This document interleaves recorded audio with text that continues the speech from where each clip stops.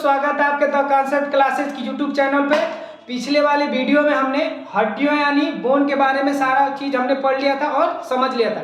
आइए आज हम जानते हैं हड्डियों के ज्वाइंट्स यानी संधि के बारे में। ध्यान से समझिएगा, संधि क्या होता है। संधि उसे कहते हैं जब दो बड़ी हड्डियां आकर या फिर कोई हड्डियां आकर आपस में ज्वाइंट करते हैं यानी मिलते हैं, तो उसी को हम लोग क्या बोलते हैं, संधि यानी ज्वाइंट बोलते हैं। इस संधि के पास हमने बता दिया था यहाँ पे एक साइनोवियल गुहा होता है यानी कैविटी होती है जहाँ पे एक साइनोवियल द्रव होता है जो इसको फ्लेक्सिबिलिटी यानी इसको मुड़ने में मदद करता है। ध्यान समझिएगा, जो हड्डियां जुड़ती हैं वो किसी एक खास तरीके से जुड़ती है जिनको हम लोग किस 3-4 नामों से जानते हैं। ध्यान से समझिएगा, जब अस्थि और हस्ती जुड़ती है यानी हड्डी और हड्डी, बोन और बोन जोड़ती है तो उसको हम लोग लिंगामेंट कहते हैं। क्या कहते हैं? लिंगामेंट कहते हैं। और ध्यान समझिए, मांसपेशी अभी हमने आपको पढ़ाया नहीं है। मांसपेशियां जो हमारे शरीर में पूरी मांसपेशियां होती हैं वो 639 होती हैं, टोटल 639 होती हैं। ये हमारे शरीर की टोटल मांसपेशियां आती है। इसको याद करने का तरीका 639 मांसपेशियां होती हैं। अब ध्यान समझिए, अस्थि और अस्थि जुड़ती है उसको हम लोग लिंगामेंट कहते हैं। जब मांसपेशियां और हड्डी एक साथ जुड़ते हैं तो उसको हम लोग टेंडन बोलते हैं। क्या बोलते हैं? टेंडन। और मांसपेशियां जुड़ती हैं जहाँ पे उसको हम लोग सेलेक्सोर बोलते हैं। अब ध्यान समझिएगा, इसको याद करने का तरीका बहुत आसान होता है। इसको आप एक ट्रिक से याद कर लीजिएगा।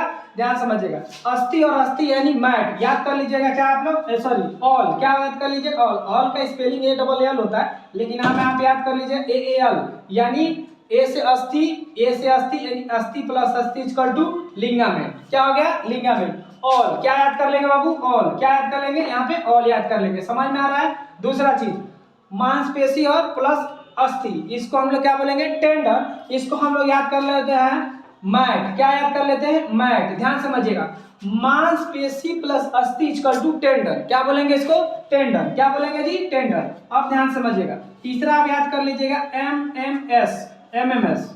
क्या याद कर लेंगे?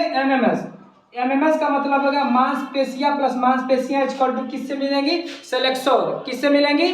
सेलेक्सोर से जुड़ेंगी। अब ध्यान से समझिएगा इस बात को, हड्डियों के अंदर एक ओसी नामक एक प्रोटीन पाया जाता है जो कि हड्डियों को मजबूत यानी दृढ़ता प्रदान करने में मदद करता है। हड्डियों के अंदर बाबू जो घनत्व आता है वो मैक्सिमम 30 साल की उम्र तक आ जाता है। यानी अगर आपकी उम्र 30 साल हो गई है तो आपके हड्डियों का जो घनत्व वो एकदम A1 क्लास, मतलब अब इसके बाद हड्डियां पकती नहीं है। कहने का मतलब है हड्डियां पक जाती है यानी मेच्योर हो जाती है। हमने आपको इससे पहले हड्डियों के बारे में सारा चीज पढ़ा दिया था। आप कमेंट करके बताइएगा कौन सा हड्डी का कोशिका जो है हड्डियों को परिपक्व यानी मैच्योर बनाता है। अब ध्यान समझिएगा, हड्डियों के अंदर जो होता है मांसपेशियों के अंदर जब हम काम करते हैं तो उनके अंदर एक लैक्टिक एसिड होता है जो कि जम जाता है, जिसके वजह से हमें थकान महसूस होती है। क्या होती है बाबू? थकान महसूस होती है। मांसपेशियों के अंदर क्या जम जाता है? Lactic acid. कब? जब हम काम करने लगते हैं तो इनके अंदर लैक्टिक एसिड जम जाता है जिसके वजह से हमें थकान हो जाती है। अब आइए हम समझते हैं कि ये संधि जो होती है कितने प्रकार की होती है। ध्यान समझिएगा, मेन संधि जो होती है वो 3 प्रकार की होती है। कितने प्रकार की होती है? 3।